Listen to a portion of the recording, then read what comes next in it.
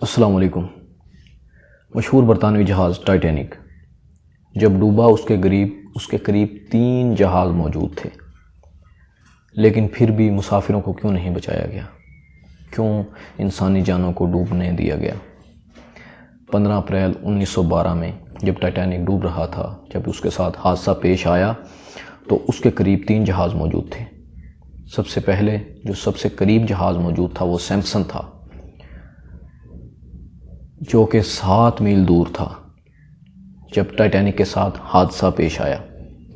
لیکن جب ٹائٹینک کی طرف سے حادثہ ہوا، ٹائٹینک نے جب فائر کیے، سفید شعلے جو انتہائی خطرے میں فائر کیے جاتے ہیں، جب وہ فائر کیے گئے تو سیمپسن کے عملے نے ان فائر کو دیکھا، یہاں تک کہ مسافروں کی چیخیں بھی سنی، لیکن وہ ان کی مدد کے لیے کیوں نہیں آئے؟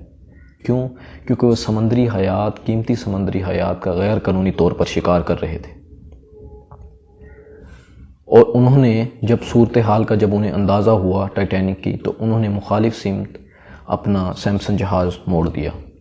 یہ جہاز ہم میں سے ان لوگوں کی نمائندگی کرتا ہے جو اپنی گناہوں بھری زندگی اور انا میں اتنے مگن ہو جاتے ہیں کہ انسانیت کا احساس بھول جاتے ہیں، انسانیت کی مدد کرنا بھول جاتے ہیں۔ اور دوسرا جو جہاز ٹائٹینک کے قریب موجود تھا وہ صرف 14 میل دور تھا، وہ کیلیفورنین جہاز تھا، اور اس نے بھی شعلوں کو دیکھا جو فائر کیے گئے تھے ٹائٹینک کی طرف سے، لیکن چونکہ یہ 14 میل دور تھا اور درمیان میں برف کی چٹانیں تھی، تو اس نے مناسب نہیں سمجھا، اس نے مشکلات سے لڑ کر انہیں برف کی چٹانوں سے ہو کر جانا پڑتا، تو یہ کیلیفورنین جہاز تھا، انہیں برف کی چٹانوں کے اوپر سے چکر کاٹ کر جانا مشکل لگا۔ اس وجہ سے انہوں نے اپنی آسانی کو ترجیح دیا اور بستر میں جا کے وہ جو کیپٹن تھا وہ صبح ہونے کا انتظار کرنے لگا کہ صبح ہوگی تو ٹائٹینک تک پہنچوں گا۔ لیکن جب ٹائٹینک تک صبح لوکیشن پہ پہنچا تو ٹائٹینک کو سمندر کی تہہ میں گئے ہوئے 4 گھنٹے بیت چکے تھے، اور یوں 1569 اموات ایڈورڈ اسمتھ جو ٹائٹینک کا کیپٹن تھا اس سمیت ہو چکی تھی۔ اور یہ کیلیفورنین جو جہاز ہے یہ ہم میں سے ان لوگوں کی نمائندگی کرتا ہے جو اپنی زندگی میں اپنی مشکلات کو ترجیح زیادہ دیتے ہیں کہ وہ کسی کی مدد کرنے، یا اپنی آسانیاں دیکھتے ہیں کہ کسی کی ہم مدد کریں، ہم پہ آسانیاں ہوں تبھی ہم مدد کریں، یعنی وہ اپنی مشکلات میں کسی کی مدد نہیں کرتے۔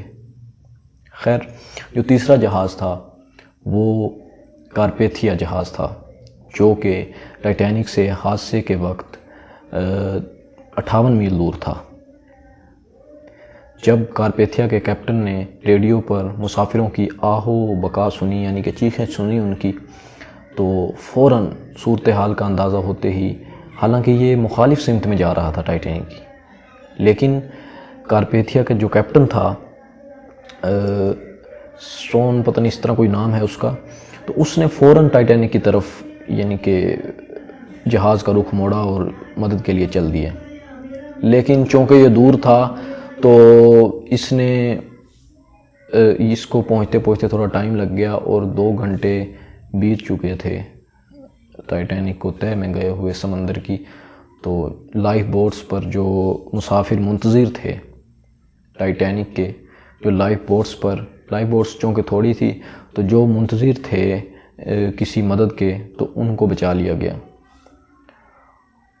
اور یہ جو کارپیتھیا کا کیپٹن تھا، اس کو نیوی کی طرف سے، برطانوی نیوی کی طرف سے ایوارڈز بھی ملے اور سماجی خدمت بھی کی گئی، اور انہیں بہادر جو کیپٹن ہے، بہادر کیپٹن کا خطاب بھی دیا گیا۔